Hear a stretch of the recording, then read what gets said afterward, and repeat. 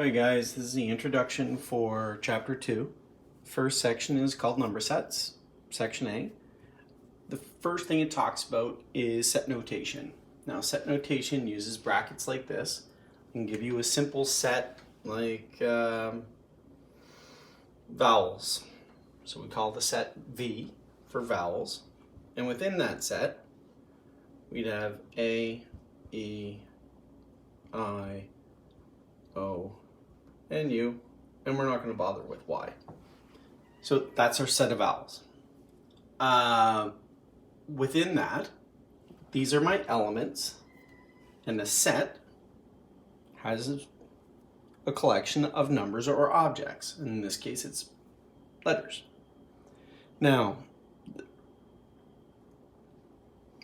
we also have these things. This represents that something is an element of the set, and this means that it's not an element of the set. Two quick examples. A is an element of the set V. Or C is not an element of the set V. And that's how we would write that mathematically.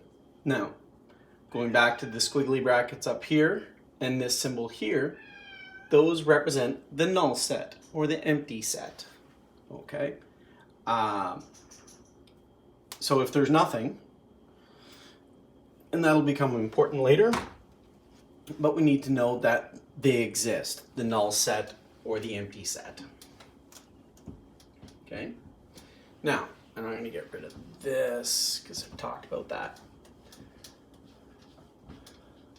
We have different types of sets, and the main two, the two that we're going to talk about, are going to be finite sets and infinite sets. Finite means it has a limited number of terms. So a finite set could be represented by something like 1, 2, 3. And that's it. That's all that's part of the set. It's finite.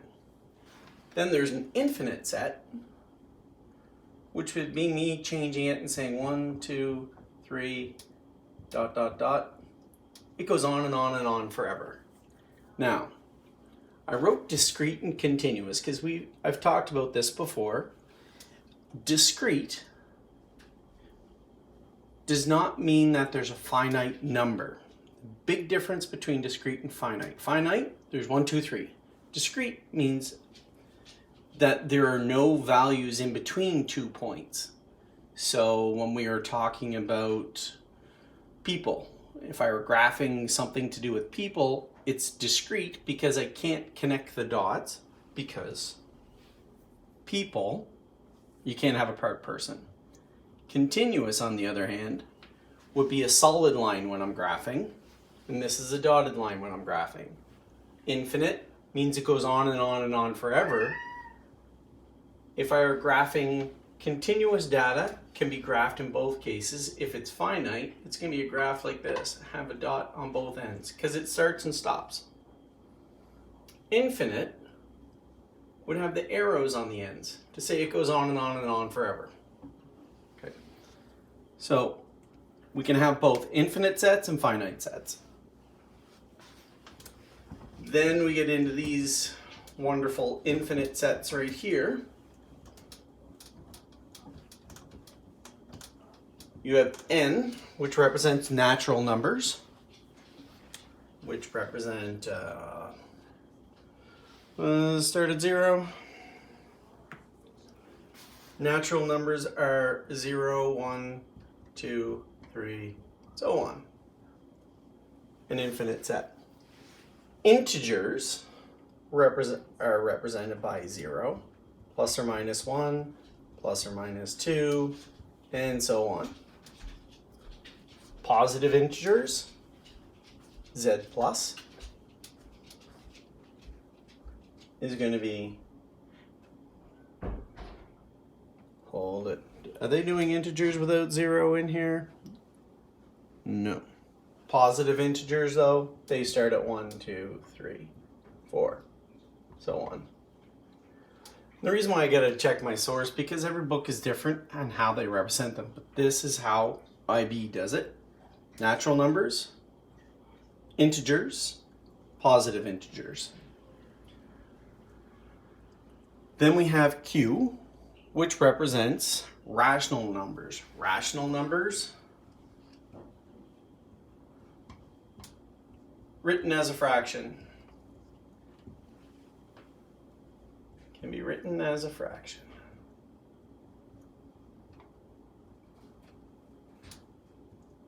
So things like pi would be irrational. Square root of 2, because they don't end. They go on and on forever. So rational numbers can be written as a fraction, p over q, where p and q are integers. Now, and q cannot equal 0. Then all of these are real numbers, including irrational numbers. Irrational are real as well. It's just they don't fall into one of those categories.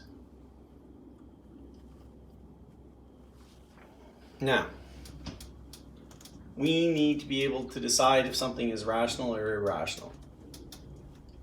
And to do that, there's a simple little trick that we're going to do to be able to verify that. What we're going to do is we're going to take a number like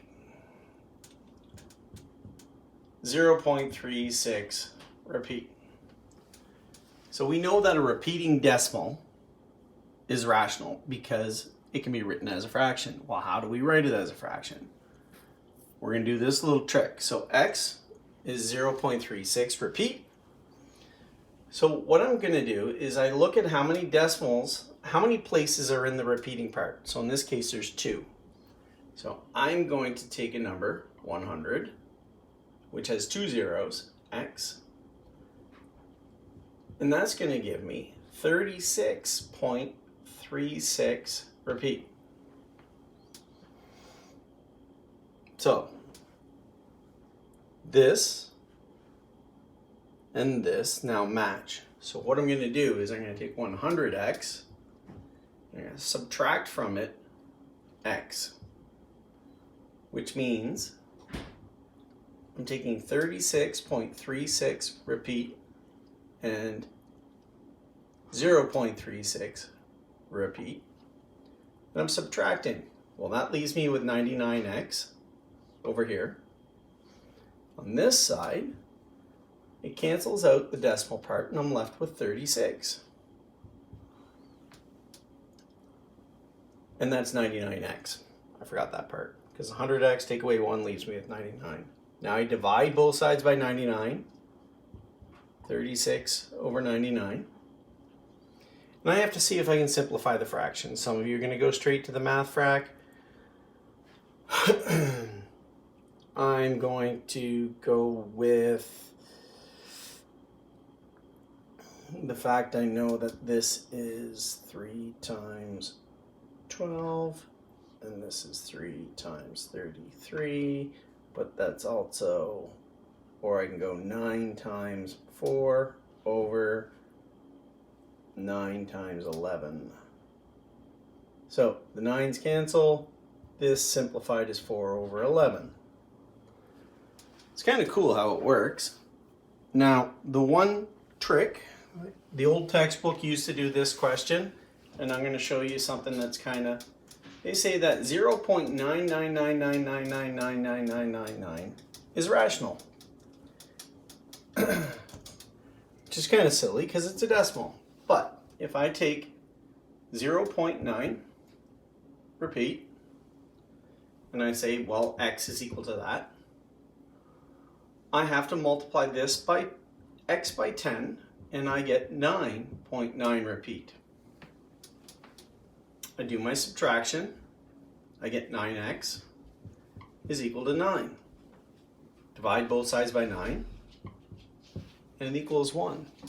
So in that case, it's saying that 0.9 repeat is 1, which means it can be written as a fraction, and it's rational. I'll give you one more quick example of doing these, changing a decimal to a fraction, a repeating decimal.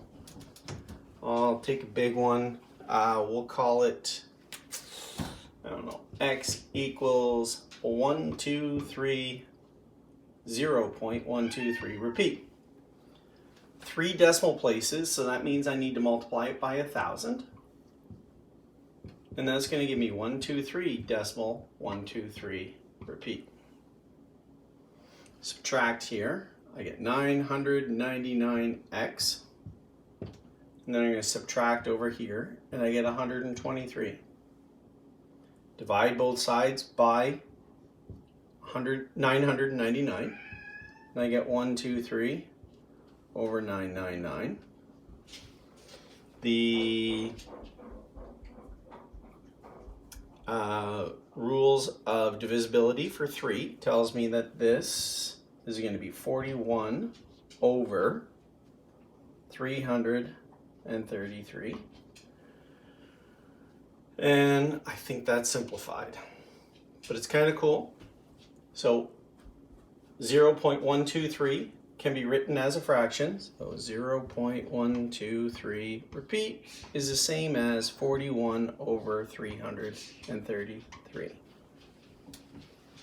All right, well, then that's it for section A. We'll move on to section B later.